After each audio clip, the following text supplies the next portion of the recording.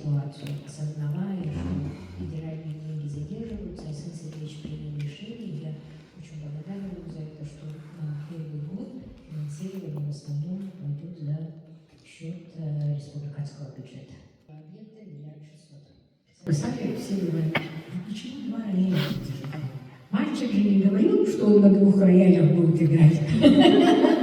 Но мы все-таки уговорили, потому что до этого приезжал Станислав Максимович Орешкин, тогда еще помощником был он президента, сейчас он заместитель руководителя аппарата президента России, то есть он карьерный рост там сделал, да, и вот Орешкин, когда приезжал, мы говорили, вот ходили по этому залу, решали, где будет стоять Владимир Владимирович, как это все будет происходить, и вот тогда меня спрашивал, что вам больше всего надо?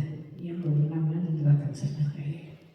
С этого все началось, что это Стэнвей и так далее, но мы должны понимать, что это импортное завещание, поэтому у нас, конечно, есть какие-то сложности.